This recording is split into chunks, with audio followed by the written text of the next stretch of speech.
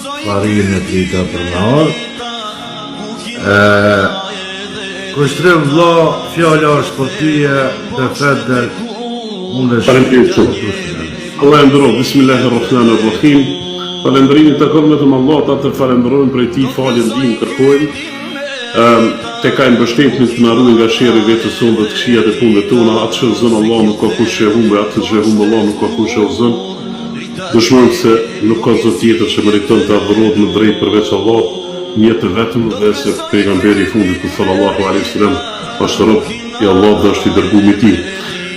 Duke qenë se veç jemi Kështregu, a parë ishtë një sekundë, a mund është edhe pak ka mirëm ka veti me... Pa tjetër. A është mirë?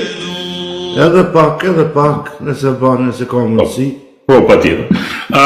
Ajo që ka deshte me thonë, pa dushim që është nata e parë që kemi agjeru, ose dita e parë që kemi agjeru, edhe ky muj është pe i mujve që nuk është veç i dallum në aspektin veç fetar, po të ne muslimon dhe ka veçantin e vetë, pa dushim që është muj i adhurimeve, i ibadeteve të cilat përmbledhen në këtë muj, po nëse merë si tëndësi, është pak problem me i përmbledh gjitha të mirat të cilat i ofron ky muj, në çdo aspekt.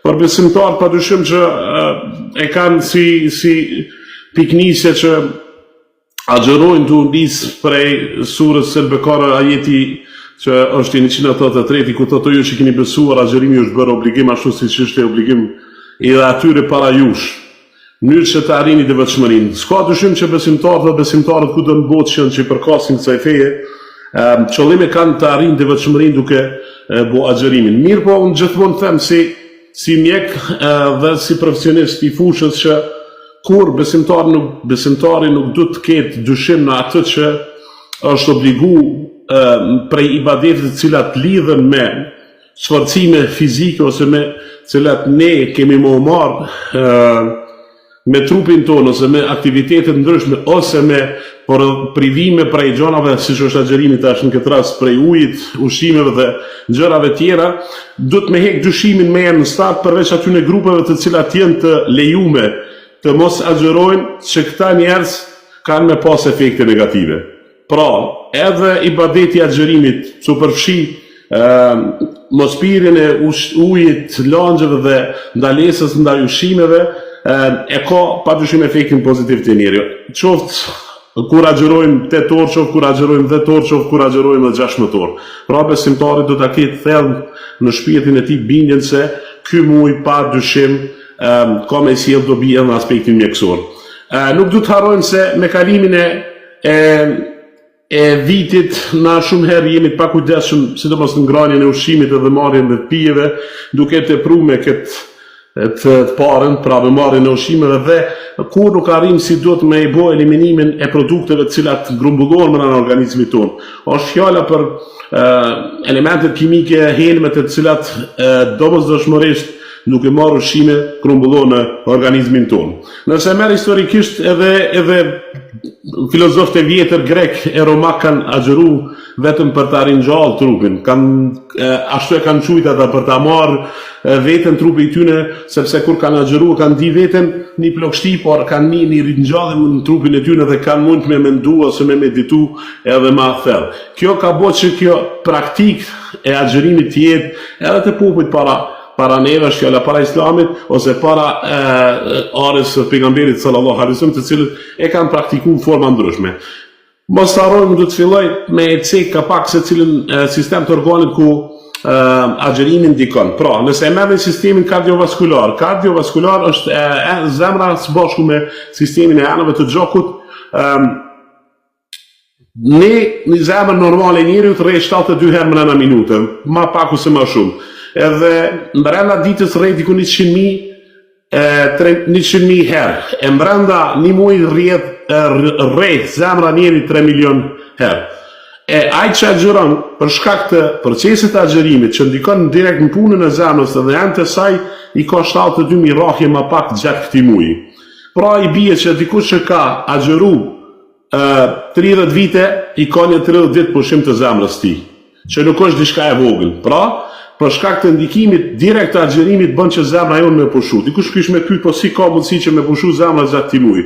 Për shkak se marrja e ushqimit edhe langjeve është me orar caktume. Mos ngarkimi saj bën që gjatë ditës procesi zemrës edhe proceset të ndryshme ta ulin nivelin e punës së tyne pa i bërë dëm organizm, po në farformë të din dhe kalojnë në një gjendje që është që quhet e qetësisë. Të sistemi respirator gjithashtu ka ndikim të jashtëzakonshëm për shkak se ne nëse marrim sa litra marrim oksigjen rreth ditës dikon 12.240 litra marrim rreth 24 orëve si njeri.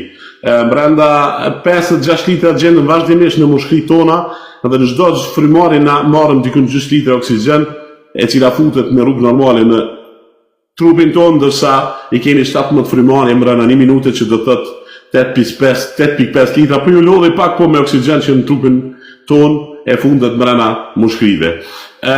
Padyshim që kjo përqindje e oksigjenit është 21% që përfshin sipërfaqen e tokës dhe atë sipërfaqen e atmosferës dhe të ozonit.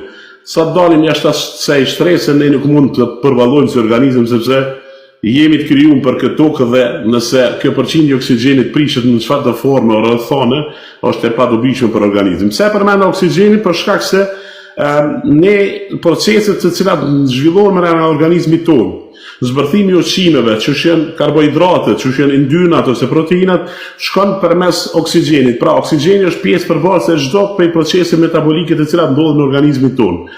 Dhe duke ndodhur këto procese, vjen te zbërthimi për shembull të sheqerave të cilat na duhen në organizëm e të cilat padyshim që i duhen çdo zbërthim sheqerit i duhen diku 6 molekula të oksigjenit.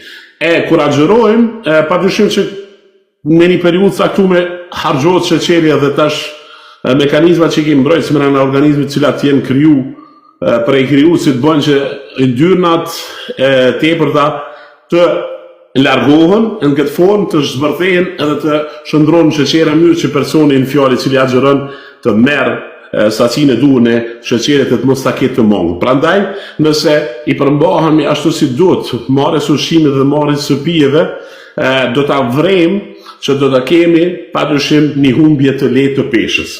2-3 ditë e para deri në 5 ditë e para vërehet një dehidrim i trupit tonë dhe mund ndodhë që sistemi i urinimit, në këtë rast sistemi urinar, urina jonë të ndron pak ngjyrën dhe të ndron erën, që është diçka shumë normale, pra nuk duhet të shqetësohet kur personi fjalë ose personat të cilët agjerojnë, për shkak se duke qenë që këto procese zhvillohen pa ndërprer, atëherë ka marrë deri ajo që quhet dehidrim dhe helmet të cilat janë mbledhur me kohë caktuar për shkak të padijshmërisë ushqimeve të cilat i marrin për fat keq periudhën e fundit e janë shumica të konservuar, atëherë ndodh që me kalim të kohës disa prej elementeve që nuk janë të mira të ngrumbullohen në organizmin tonë. Përmes agjerimit bëjmë që këto substancat largohen, pra të eliminohen qoftë me rrugë të urinës ose që qoftë me rrugë të jashtëqitjes. Pra, ka një ndikim të jashtëzakonshëm në sistemin urinar, duke bërë që ai të pushon, në realitet të koncentron mjetet të cilat janë ndoshme dhe ato të nxjerrin pastaj përmes urinës. Nëse sheh sistemin e yndyrnave, është shumë interesant që me kalimin e kohës ne duke marrë ushqime të ndryshme që i përmenëm për fat keq që sot janë shumica edhe të konservuar jo shumë të freskëta, atëherë vjen deri te grumbullimi i yndyrnave në enë të gjokut, të cilat pastaj din me kriju trombe, trombe të cilat madje janë shkaktare nëse shkputen, trombe të cilat janë shkaktare për infarkte qoftë në tru, qoftë në zemër apo në organet tjera vitale të organizmit tonë. Pra, sistemi i agjerimit bën që to yndyrat të cilat janë kriju në enë të gjokut me kalimin e kohës dhe të cilat janë ndoshme padyshim për organizmin me u shkri pa shkaktuar në një problem të madh. Pra, pa shkaktuar ndonjë dëm te organizmi jonë. Është fjala pa shkaktuar dëmin në enë gjokut, pa shkaktuar dëmin në organet tjera, të cilat janë vitale dhe shumë të rëndësishme për organizmin tonë. Pra, Ramazani është një muaj shumë i rëndësishëm i vetë kontrollit të organizmit tonë, sepse neve na bën që me qenë kujdesshëm që mos me kalu orare qoftë hangres qoftë pimis, edhe kjo na kalit edhe na bën që organizmi jonë me adaptu shumë mastrika dhe ditëve nëse s'kemi agjeru paraprakisht adaptohet. Më mënë neve në fillim ka mundësi që krajherë na shkon mendja për ujë ose për gjonat e zakonshme që kemi pas rutinën tonë, i kafe, çka po diunë, mirë po as është i programuar i tillë organizmi jonë sa që për një periudhë shumë shkurtë kohore bën që ne më u përgatit edhe me qenë shumë gatshëm për këtë muaj. Mos harroni se qysh herët kanë fillu punimet shkencore në këtë drejtim më u marë se si ndikon agjerimi në organizmin e njerit. Në vitin 1994 është muajt kongresi i parë eksplicit mbi shëndetin e Ramazanit, që është muajt në Maroko, në Casablanca, ku janë paraqit dikun përmi 50 studime të ndryshme, të cilat kanë vërtetuar se agjerimi ka vetëm ndikim pozitiv te organizmi i njerit. Pra, përjashtoni grupet të cilat janë ndalume për me agjeru. Nuk po futem në aspektin fetar, po ata të cilët e kanë ndaluar me u agjeru, do të ta nuk guxon me pas agjerim, ndërsa të tjerët të cilët lejon me agjeru, tek të tjerët është pas se absolut nuk ndikon negativisht në organizmin e tyre. Pra, ju e dini që pejgamberi sallallahu alaihi wasallam ka thonë një prej haditheve që është shumë madhështore sa i përket sistemit shëndetësor, dy sistemet qoftë ato gastroenterologjistë ose kirurgjistë abdominale, ai e bekuar tha nuk e mbush njeriu ndonjëherë më të dëshme se sa stomakun e tij. Pavarësisht kësaj ne e dim se sot dikun në botë, nëse me Amerikën dikun 40-60% vuajnë për obezitetit, e pjesa e Evropës perëndimore vun dikun 20% deri në 40% për obezitetit për shkak të marrjes keq ushqyeshmërisë, po ose marrjeve të ushqimet të tepërta që bën me u depozitue yndyrat në organizmin tonë, sepse ajo është e cila e para rritet si parametër kur ne e teprojmë ushqim. E agjerimi është një prej mundësive që ne gradualisht mos me e tepru në ushqim, sepse është një mundësi jashtëzakonshme e vetë kontrollit kur ne e ndalojmë ushqimin edhe pijem. Po lidha me ata doktor të huj, jo doktor musliman, të cilët kanë folë për agjerimin, që është doktor Ridley, i cili thotë agjerimi është një operacion pathik. Pra, ne operojmë organizmin tonë nëse kemi agjeru pa pas nevojë me marë bisturin, kishim e thonë të atë Shqipëris, pa e marë thiken ose pa e marë skalperin. Doktor Aleksi, cili ka qenë fitus i çmimit Nobel, po në Casablanca atër në 94 në thojë, shtimi i tepërt i ushqimit tregon organet që luajnë funksion të rëndësishëm në organizmin e tonë, organizmin e njerëzit. Prandaj ekziston nevoja, është e domosdoshme agjerimi. Nësa doktor Robert Batole thotë, patyshim se agjerimi konsiderohet element kryesor për shkatrimin e mikrobeve në organizmin e njerëzit, edhe gjatë agjerimit bëhet që shtresat e mbrëmshme të cilat janë të dobta në organizmin tonë të ripërtrihen, të thonë edhe të zaventësohen me qeliza të reja. Pra, jo veç besimtarët ose jo veç bota islame po e proklamon edhe po e promovon agjerimin edhe po thotë se agjerimi është i mirë edhe është i dobishëm, po thonë edhe ata të cilët kanë bënë fare me këtë fe, duke e parë që vërtet agjerimi ka ndikim pozitiv. Shpesher neve na ndodh që gjatë përvojat të agjerimit në Ramazan, atëherë kur mendojmë se jemi lodhur mas tepërmi, edhe nuk kemi fuqi me e qenë shumë të fortë. Edhe kjo ndodh për shkak se një substancë ose substanca të cilat prodhon organizmin tonë. Unë po i përmendin mjekësi, eukafalina dhe endorfina, të cilat kur lirohen, atëherë kur ne mendojmë se jemi më të lodhur, lirohen, shkaktojnë eufori, shkaktojnë qetësi, rrisin disponimin edhe qetësinë të personat që agjerojnë. Pra, që to beta endorfina të cilat lirohen janë shumë aktive dhe janë 20 herë më aktive edhe më të fuqishme se morfina, e cila është një opioidve më të fortë që ka ekzistuar në herë mjekësi, edhe në kalumin është dhënë gjithmonë te pacientët të cilët janë prefinale para vdekjes për të inal dhimbje. Pra na e kemi gjatë agjerimit një mundësi që Allah ka mundësuar që për organizmi jonë me prodhu dy prej substancave të cilat neve na relaksojnë momentet më të vështira, atëherë kur mendojmë që kemi ardhur te fundi për shkak lodhjes dhe dhembjeve çka po di që kemi përjetuar gjatë ditës. Pra këto lirohen prej organizmit tonë. Mos harrojmë se gjatë këtij muaji bëhet kalibrimi enzimatik, sepse nëse lidhëm në aspektin e enzimeve, ne vazhdimisht prodhon organizmi jonë të fillu prej sistemit digestiv që përfshin milçin, pankrasin dhe organe tjera, të cilat kur nuk ndalen së prodhuari, sasit langut të cilat pastaj neve na vëllitën për sistemin digestiv, pra sistemin e tretës, duke fillu që cilat e mveshin prej mrena zorën e hollë dhe zorën e trash, po eksplicit është zora e hollë. Pra, Dikun 1 litër prodhohet mëlçia prodhon lang e cili është i domosdoshëm për shkak për ushimin që cilin e marrëm. Duke bërë që zora me qenë shumë e lëmushme për me ushimin jon që e marrëm mos me qenë i domshëm për zorën. Pra, gjatë këtyne kësaj periudhe të agjerimit bëhet që këto substanca, këto qelizat të cilat kishin me qenë të dëmtuara mu ripërtëri. Pra, edhe me ardhur deri te ekuilibrimi i enzimeve të cilat janë brenda organizmit tonë. Padyshim që agjerimi e ul edhe stresin i cili sot për fat keq po dominon botën, në përgjithësi lehtëson dhe mobilizon eliminimin e substancave që i përmenëm në fillim, po i përmeni tash me emrin, kolesterolin, acidin urik, dioksina dhe mbetjet tjera toksike të cilat i kemi pas gjatë tërë vitit. Pra, ka ndikim shumë normalizues në sistemin ton autonom, normalizon sistemin digestiv pa tretës, duke qetësu edhe duke hek gjenin e ankthit. Mëlçia që është laboratori i organizmit pushon gjatë këtij muaji dikun 4 deri në 6 orë, që është një pushim i hatashëm për të, pastaj veshkët që përmend pushojnë ripërtrin, enë të gjakut prap pushojnë, zorët pushojnë, agjerimi ka efekte të sheqerash të cilët nuk përdorin inzulin, për shkak se e ngrit nivelin e inzulinës që cilën e prodhon organizmi vet, duke bërë që në periferi ku ajo është në zonë është burgosur, për e quajmë me gjuhën e përditshme, më u liru prej atyre depëve të cilat është burgosur. Pra, të sheqerash të cilët nuk janë me inzulin, me terapitë inzulinës, vret edhe te ta efekti pozitiv që ka agjerimi duke mundsu që në rrugë natyrore më u lirue inzulina dhe me ardhe të norma e sheqerit.